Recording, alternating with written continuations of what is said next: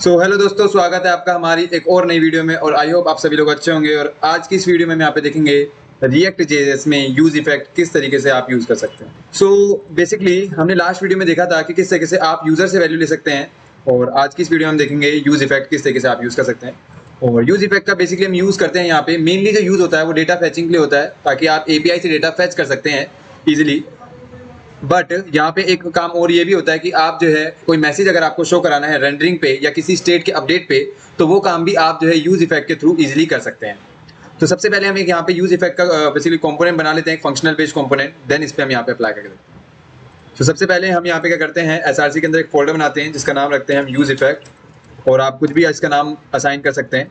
मैं इसके फाइल का नाम भी यूज इफेक्ट ही रख रहा हूँ .gsx, एंड इसको हम यहाँ पे रीनेम कर लेते हैं app.jsx नाम से, ताकि हमें HTML का सजेशन मिले। And import react from react export default function app return and div। ठीक, अब हम यहाँ पे यूज इफेक्ट में आते हैं और यहाँ पे भी हम एक फंक्शनल बेस्ड कंपोनेंट बनाते हैं। सबसे पहले import react from react export default function use effect और use effect, and use effect में हम यहाँ पे रिटर्न कर देंगे एक div। एंड ठीक है, अब सबसे पहले हम यहाँ पे एक स्टेट बिल्ड करते हैं। तो सबसे पहले हम यहाँ पे लिखते हैं const and data set data equal to use state, जिसमें मैं वैल्यू साइन कर देता हूँ अभी के लिए 0। अब हम यहाँ पे क्या करते हैं, इस स्टेट को दिखाने के लिए हम यहाँ पे h1 में लिखते हैं, और यहाँ पे हम लिख देंगे डेटा, एंड इसके नीचे हम एक बटन बनाते हैं जिसमें हम यहाँ पे क्या करेंगे, अपडेट डेटा, जिसकी मदद से हम यहाँ पे क्या करेंगे, डेटा को अपडेट करेंगे। सो ऑन क्लिक, एंड यहाँ पे एक एरो फंक्शन, एंड यहाँ पे लिखेंगे सेट डेटा डेटा +1। अब ये सब स्टेट का काम है जो कि हमने लास्ट प्रीवियस वीडियोस में सीखा है कि किस तरीके से आप जो स्टेट को यहाँ पे यूज कर सकते हैं। आपको अगर नहीं पता कि कैसे स्टेट बनाना है, तो आप हमारी स्टेट वाली वीडियो जो है चेक कर सकते हैं। अब इसको हम यहाँ पे app.jsx में हम यहाँ पे कॉल कराते हैं। अब हम यहाँ पे क्या करेंगे, यूज इफेक्ट को हम यहाँ पे इंपोर्ट कर देते हैं, और देन चेक करते हैं कि हमारा जो आउटपुट है वो किस तरीके का आ रहा है। आप देख सकते हैं यहाँ पे जो है 0, एंड यहाँ पे अपडेट डेटा नाम का एक बटन आपको देखने को मिलेगा, और जैसे ही मैं इस पर क्लिक करूंगा यहाँ पे जो है ये अपडेट होता हुआ दिखेगा। अब यहाँ पे मैं चाहता हूँ कि जैसे मेरा जो डेटा है वो अपडेट हो, तो यहाँ पे मुझे डेटा अपडेट नाम से एक मैसेज शो हो। तो उस मैसेज को शो कराने के लिए हम यहाँ पे क्या करेंगे, यूज इफेक्ट को यूज करेंगे। हम यहाँ पे क्या करेंगे, यूज इफेक्ट एक एरो फंक्शन, एंड यहाँ पे हम लिख देंगे console.log डेटा अपडेट। तो जैसे ही हम यहाँ पे आते हैं और जैसे ही मैं इस पे क्लिक करूंगा, तो आप देखेंगे आपके पास डेटा अपडेट नाम का जो है वो मैसेज आ जाएगा।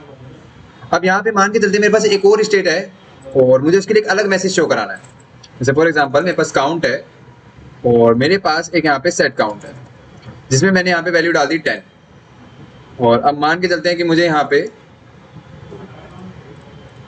एक h2 एंड यहाँ पे डेटा एक बटन बना लेते हैं, और सेम ही ले लेते हैं यहाँ पे, और सॉरी डेटा की जगह यहाँ पे काउंट करना है, और यहाँ पे सेट काउंट करना है, एंड देन यहाँ पे काउंट +10 करना है, और यहाँ पे क्या करूँगा, मैं अपडेट काउंट कर दूँगा। तो अब जब अपडेट काउंट करूँगा, तो मैं नहीं चाहूँगा कि ये जो मेरे पास मैसेज है ये यहाँ पे विजिबल हो।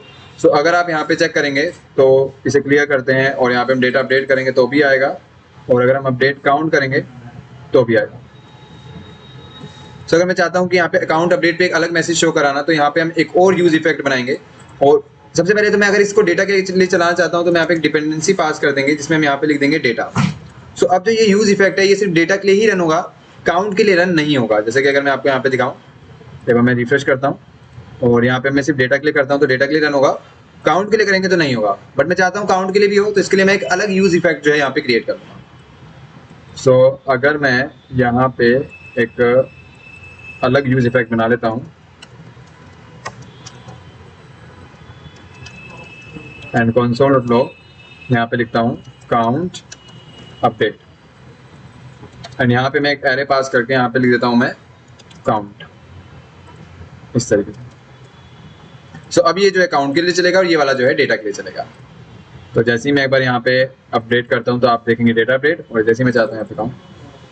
अब मान के चलते कि मैं सिर्फ वन टाइम ही से रन करना चाहता हूँ, एक ही बार रन हो, उसके बाद रन ना हो, तो उसके लिए आप यहाँ पे ब्लैंक डिपेंडेंसी पास कर देंगे, और ब्लैंक डिपेंडेंसी हम किस केस में पास करेंगे, जब हम एपीआई से डेटा फैच करना सीखेंगे। तो एपीआई से डेटा फैच करेंगे तब हम यहाँ पे ब्लैंक डिपेंडेंसी पास करेंगे, जिसकी मदद से वो सिर्फ वन टाइम ही रन होगी एपीआई, मल्टीपल टाइम बार बार रेंडर नहीं करेगी आपके कंपोनेंट को। तो अब आप यहाँ पे देखेंगे ये सिर्फ एक ही बार रन होगा। मैं बार रिफ्रेश करता हूँ तो आप देखेंगे काउंट अपडेट एक ही बार रन होगा, और जब मैं काउंट को अपडेट करूंगा तो दोबारा ये मैसेज शो नहीं करेगा। तो जब भी आप चाहते हैं कि आपका जो यूज इफेक्ट है वो वन टाइम रेंडर करे, तो आप वहाँ पे ब्लैंक डिपेंडेंसी पास कर सकते हैं। सो आई होप आपको क्लियर हुआ वो यूज इफेक्ट के बारे में। नेक्स्ट वीडियो में हम यहाँ पे एपीआई कैसे फैच करते हैं यूज इफेक्ट से, ये हम यहाँ पे सीखेंगे। और उससे भी पहले हम यहाँ पे एरे मैप, बेसिकली इन चीज़ों पे भी हम बात करेंगे, क्योंकि एरे मैप जो है काफ़ी इंपॉर्टेंट पार्ट है इसका भी।